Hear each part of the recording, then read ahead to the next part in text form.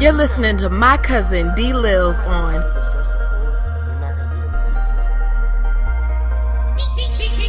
It's DLils, you rockin' with hip hop and home runs. We don't criticize pros, man, it's all fun. Urban media, yeah, we talking sports, debating issues, spitting game on and off the court. It's hip hop and home runs. Hip Hop and Home Runs.com.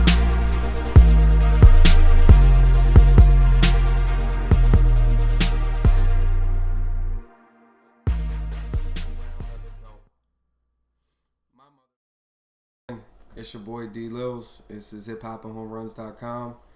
A lot of anticipation before All-Star Weekend coming up. It's in my city here in New York. We got events both at Barclays and at MSG, so a lot of excitement coming into this game. And excuse me, I'm losing my voice a little bit, but the fans really wanted to hear what I had to say about All-Star Weekend, so I had to talk about it briefly. I want to do a quick breakdown of all the games, all the events, and then I want to go into what we should expect heading into post All-Star break as far as potential trades and things like that. But let's talk about some of these events. So we have the Rising Stars competition coming up. Excuse me. And this year, the Rising Stars breakdown will be between the U.S. team comprised of first and second year players, and then you have against the world team with the same thing. And if you really look at these rosters, we're going to bring the rosters up on the screen so you guys can see them. A lot of youth, a lot of athleticism, but me personally, if you really want to break down these two rosters, the world team roster is a better defensive roster across the board. You have Georgie Deng, you have Rudy Gobert, you have a lot of talented big guys, Miritek, Kelly Olynyk. These guys are able to not only stretch the floor, but they're versatile both on the offensive, defensive side of the ball. They have a lot of talent. When you look at the U.S. team, they're more a polished group of players. You have the Michael Carter Williams, you have a Nerlens Noel, you have a Mason Plumlee, you have Oladipo. These guys are guys that know how to play basketball, they know how to play within the system, but I don't think they're as talented as the other team. And when you have these Rising Stars competitions, the talent team wins. I definitely think the world team is going to win it. And as far as an MVP for this game, you got to think MVPs in all-star activities are usually people who have the ball in their hands more than any other player. And when I look at this world team roster, it's easy to say, okay, Andrew Wiggins will win it. But I disagree. I actually believe that this will be Dante Exum's coming out party. The assistant head coach for Atlanta is coaching the team. He's going to let them play a little bit. Ironically, you won't see Atlanta Hawk basketball. You're going to see up and down, and I think that favors this world team roster. I think you'll see Exum make a lot of plays. I think he'll have close to a triple-double. So yeah, I have Dante winning the Rising Competition Most Valuable Player Award. Moving on, when we look at the skill competition, I've never really been a big fan of the skill competition because you're really not seeing too many skills. The passes are very easy to make, and you have to make one shot and a layup. And if you can't do that, you probably shouldn't be in the National Basketball Association. Point blank, period. If you look at the past, the type of guys who win this event are guys who are great passers. Jason Kidd won it in 2003. Steve Nash won it twice.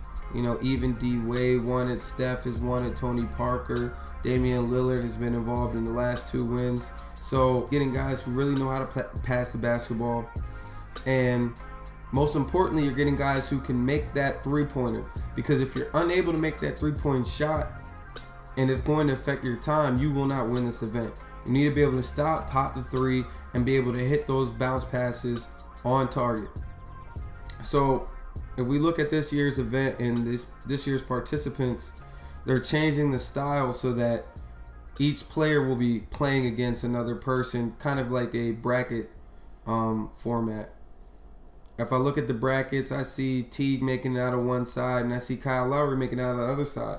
Personally, these are both guys who are going to be able to hit that three-point shot with ease, and I see Kyle Lowry winning this game. I think he's a tad bit quicker than Teague, and I just think he's a little bit more explosive, and he's going to win this. This is not a hard event to win. I think he's going to win this event and bring something back to Toronto. When I look at the three-point contest, the three-point contest is tricky because it's not always your best shooter in the league. It's easy to say, oh, Steph will win it. It's easy to say, oh, Klay Thompson will probably finish in the top. But, Kyrie won it in 2013. You wouldn't necessarily think Kyrie Irving is a knockdown automatic shooter. So I had to really go through this list, and I thought, what makes a great three-point shooter? Okay. Rhythm. Identical, what we call being able to recall that rhythmic pattern. In this case, I'm looking for somebody who's able to reach that same form on their shot every single time. So I had to think about it. My sleeper in this event is Wesley Matthews. Wesley Matthews can shoot the basketball. I believe out of all these guys, he has the highest three-point percentage. And not to mention, when you look at his form, it's the same form every time. Steph likes to shoot off the dribble a lot. Yes, he can catch and shoot, but sometimes he changes what his form looks like. That's okay. Klay Thompson, he always keeps his shoulders square when he shoots the basketball, but again, he doesn't always shoot off of the same base every time. He shoots off the one leg, he shoots off fadeaway sometimes, and it's not the same. Same with Kyrie. When I started doing the breakdown, I said this competition is going to easily come down between Kyle Korver and Wesley Matthews. JJ, he may drop out of the event. He's not as healthy as he has been in the past. And Kyle Korver has the same form every single time. I think this is going to be Korver's event to lose. I think it will come down to him versus Wesley Matthews in the finals. And I have Kyle Korver winning it. That brings us to the dunk contest. And, I'm very depressed by the contestants in this year's dunk contest. I think they're pitiful. I think it's really not worth watching. It's just that I'm such a fan of the dunk contest that I'm going to watch it anyway. And so will everyone else. Mason Plumlee. I'm not a big fan of the 7-foot dunkers. Unless you are very creative. Dwight Howard brought creativity to the event. That's why he was able to capture a win. Oladipo, he can jump, but he doesn't have out of this world bounce. He's not going to do anything that you haven't seen before. Zach LaVine, he's somebody who can jump that I'm told. I've seen a couple highlights, but again, he may do a couple creative things and he'll compete, but I don't see him winning it. My guy is, and I'm going to bring his name up here because I don't want to pronounce it wrong, Giannis Antetokounmpo. The Greek Freak is what they call him. I strongly believe that he'll win this. Yes, he is tall. I think he's 6'10", 6'11", but when you have a guy that long who can jump that high, he'll be able to do things with the ball and make it look at a higher level of difficulty. I've seen him do the windmill, and he fully extends on his windmills even in a game. That's very difficult to do. So I do think he'll do some things that we've seen before, but he'll do it with a flash and a flare that we haven't seen with someone that long. It's been a long time since we've had really that type of length in the dunk contest. So that's what I'm going with. I'm going with the Greek Freak. And then that takes us to the All-Star premier event, which is the All-Star game. Right now, the West is stacked, even with Blake Griffin out, even with Kobe out. This game is stacked, and the way I look at it is All-Star games come down to this. Again, just like the Rising Stars competition, who has the ball in their hands most often? In the East, it will be LeBron. You know, even with John Wall, Jeff Teague, Kyrie, even with those guys, LeBron will still have his hands on the ball in the closing minutes of the game because I expect the East to be down. So I expect them to be trying to make a comeback. And LeBron will be trying to lead this comeback. So if anyone is able to get the Eastern MVP, it will be LeBron James. Unfortunately, I don't think the East will win. I think Damian Lillard is going to actually play with a chip on his shoulder. And I think he'll probably have closer to 45 points. And I think Damian Lillard will win the MVP of this game. That may shock some of you, but when it comes down to it, he's been waiting for this opportunity to actually play against the best. He was snubbed from the Olympic competition. He was snubbed from the All-Star game originally. Now he's put in it. I fully expect him to show out. Damian Lillard will win the MVP award. Now, let's fast forward a little bit. All-Star weekend's over. Hugs and kisses. Bros go to the club. Everybody has a good time. Okay. Now let's get to the second half of the season.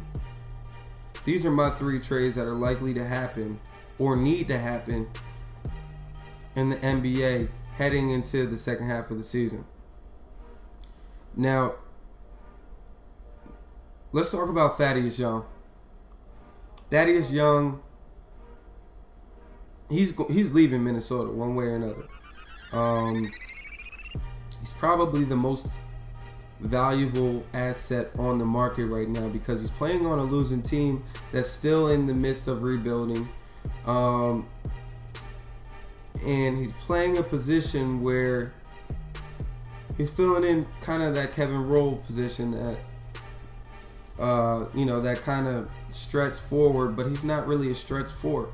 So he's really a swing man, and that currently is where you have Shabazz Muhammad and, Andrews playing a little bit of swing, shooting guard. And so Thad would be a lot more useful on another roster.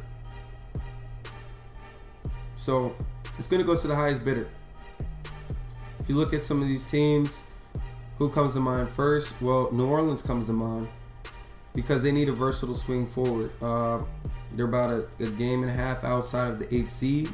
If they want to make the playoffs, they need somebody other than Kyle Anderson. They need somebody other than Anthony Davis who can attack the basket, grab rebounds. Right now, that guy is Dante Cunningham. I think Thaddeus Young will be a great upgrade over Dante Cunningham. They need a look. They have people that they could shot for him. Tyreek's playing at a high level. You have Eric Gordon.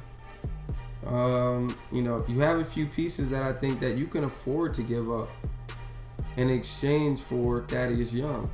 And if you don't have a few pieces, I'm sure that Minnesota Timberwolves would love to take your draft selection, which right now it will probably be around a 17th pick if you just miss the playoffs. So look out for New Orleans in the upcoming week or two to try to get Thaddeus Young.